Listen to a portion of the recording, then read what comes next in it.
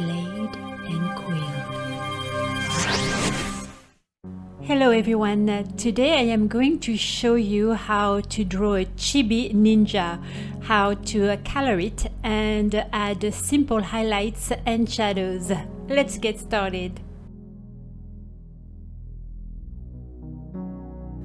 We are going to build this character one layer at a time. Grab your HB pencil brush. Make sure that the opacity and the flow are both set at 100%. Use any size for the brush. Draw the head first.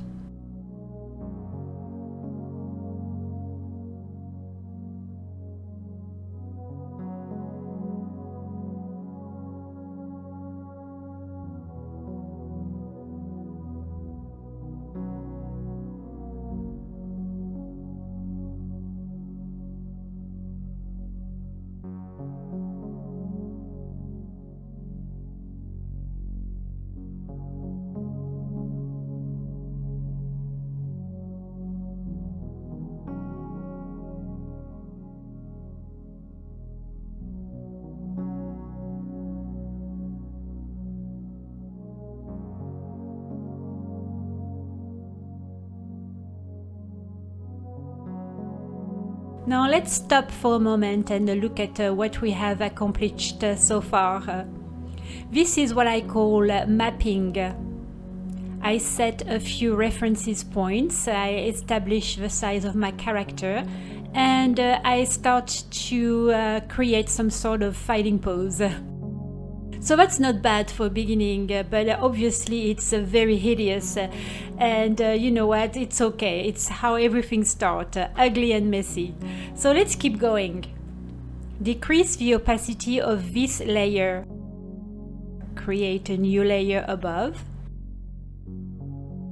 If the layer below is still too opaque, you can always decrease its opacity a little more. So time to make the very first improvements.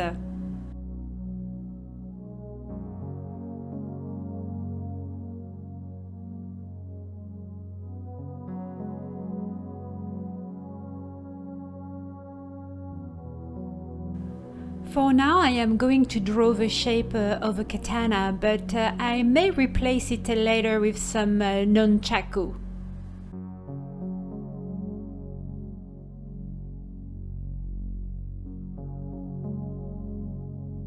Decrease the opacity of the second draft. Remove the mapping draft, you don't need it anymore. Create a brand new layer above and draw more changes.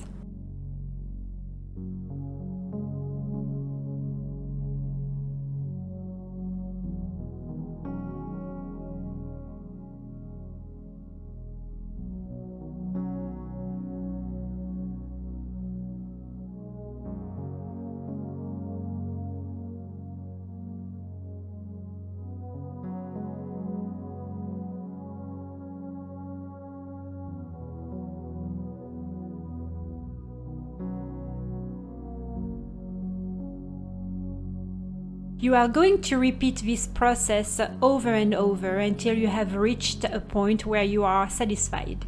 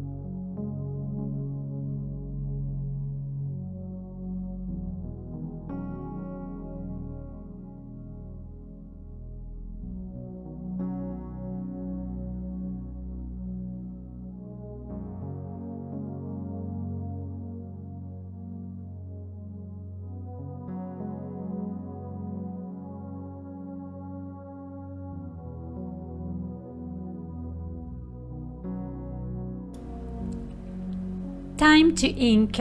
I am going to grab my ink brush. If you want to find all the inking brushes available in Krita, set your tag to all. In the search bar, type inking.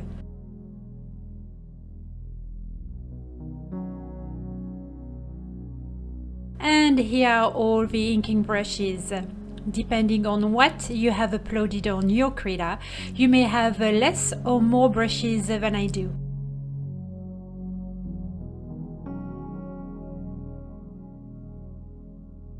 Before you start inking, make sure that the stabilizer and the pen pressure are turned on. Now draw a few lines and test which size is better for your project.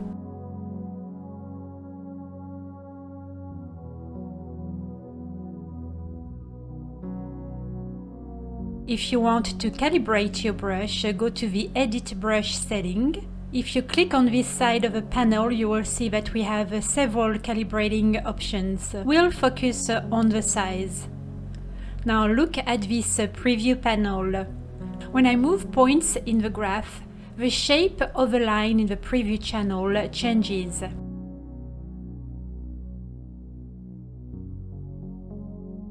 Back to our project, we have created a brand new layer on the top. Taking your time, you are going to ink your project. Just remember to change the size of your brush as needed. Use the eraser to help you shape or clean your lines. And finally, don't forget that you can still make more changes to your design.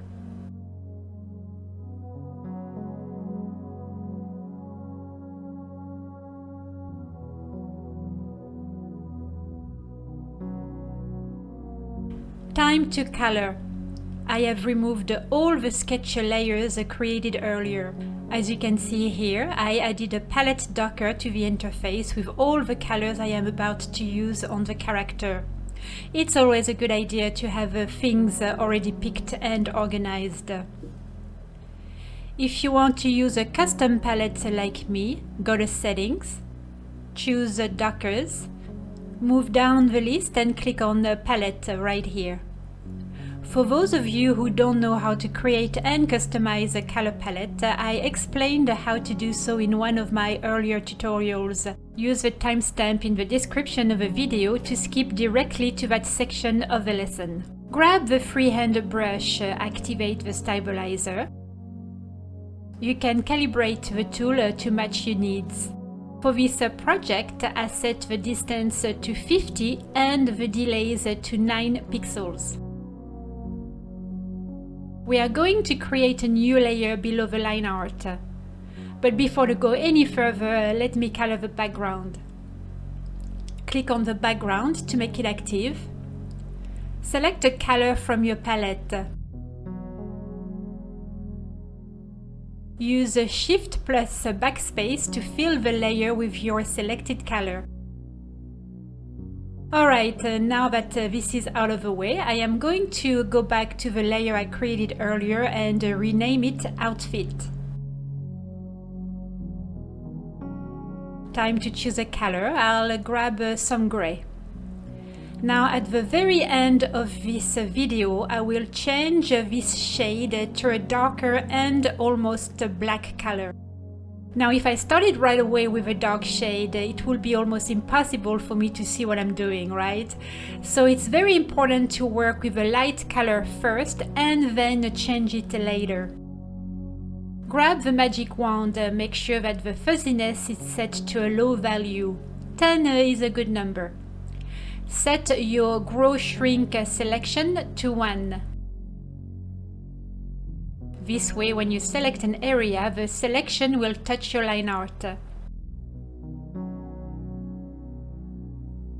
am going to quickly select all the outfit.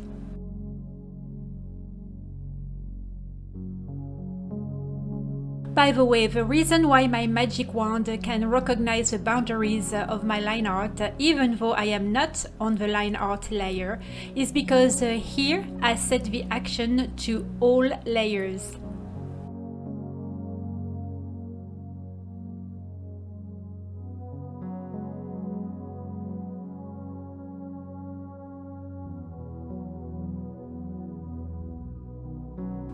Alright, I think I've selected everything I need. Now the only thing left to do is fill my selection with the grey paint I selected earlier. And I'll undo the selections. Let's have a closer look. Because I set the gross selection to 1, there are no gaps between the paint and my line art. Now, depending on your work, you may have to set the value to 2 or move it back to 0. Click B to switch from the magic wand to your brush. Time to add highlights and shadows to the outfit. We will do so by using clipping masks. Create 2 new layers on the top. Now select all the 3 layers.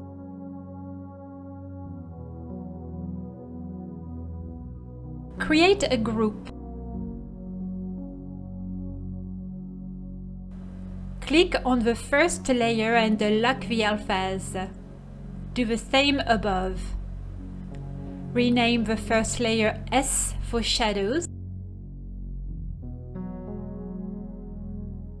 And set its blending mode to multiply. Rename the second layer H for highlights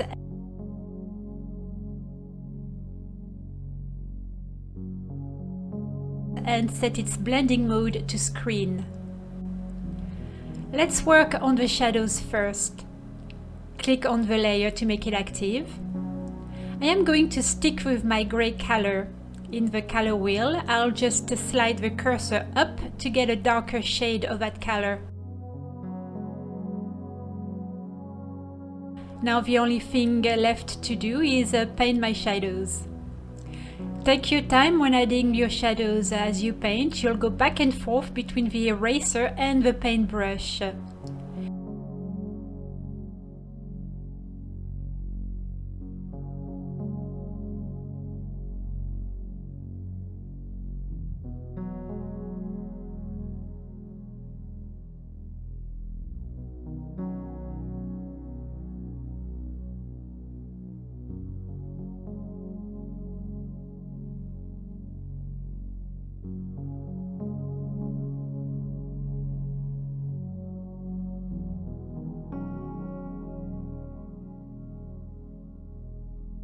You may also need to rotate your canvas a lot. Click on the number 4 as many times as you need to rotate the canvas to the left. Use 6 to rotate it to the right. To reset the canvas to where it was, click on the number 5.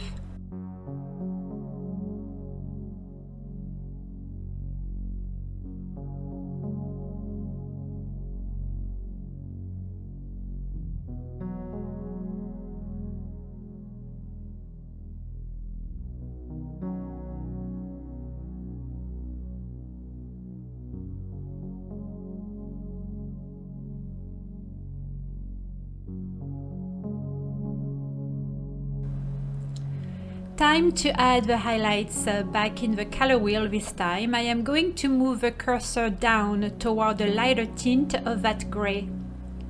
Change the size of your brush and start painting your highlights.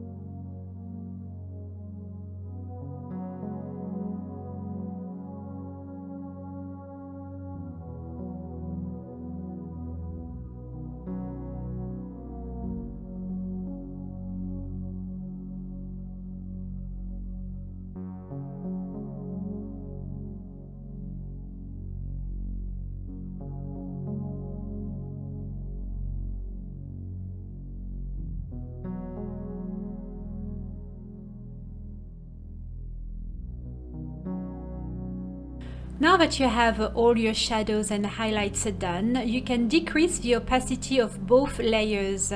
Just keep playing with different values until you reach the effect you want to achieve.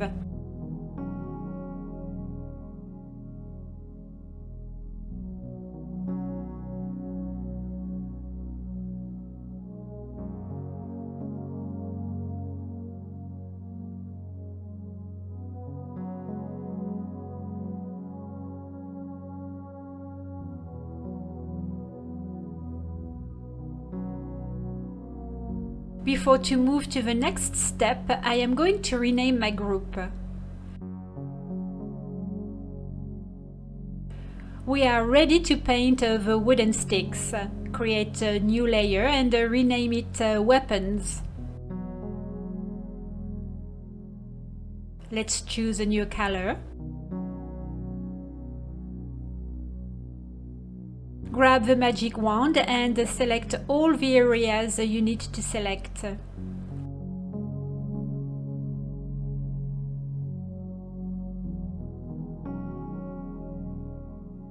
Fill your selection with your color and undo the selections.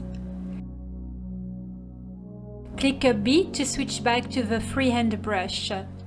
Now I'll stop talking and let you watch. Don't forget that you can always pause the video when needed.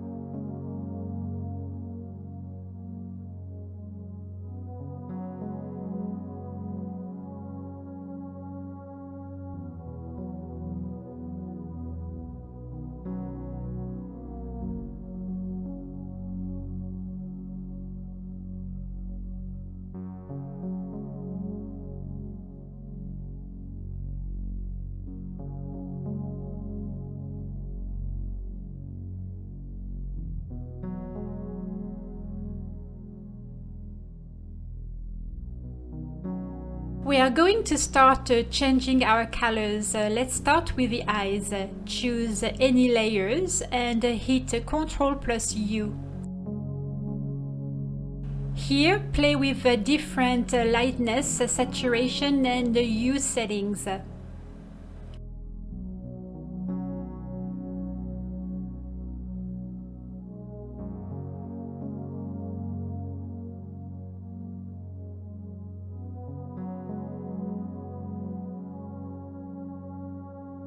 Before to continue, I'm going to rename my group.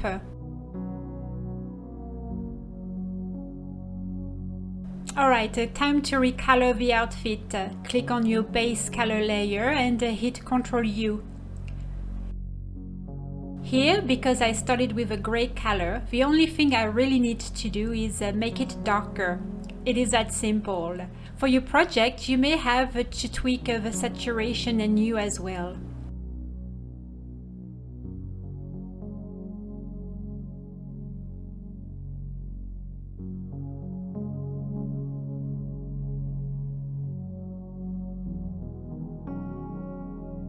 We are going to create a shadow. Click on the background to make it active. Create a new layer on the top. Grab the ellipse tool. Make sure that the fill is set to a foreground color. Now choose No Outline in the next drop-down menu. In your color palette or the color wheel, choose a dark color. Any color will do. Create your shape. Now go to Filter and choose Blur. Select Gaussian Blur. Move the cursor toward the right side of your screen. Stop when you are satisfied with the effect you want to create.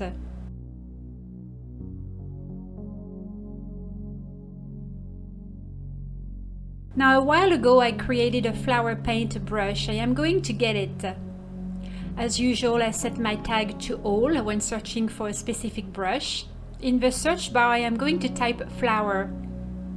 And here is my creation. I'll just add 3 flowers. And time to add my signature. And voila, we are done. Next tutorial, I would like to show you how shapes can make your life so much easier when drawing animals.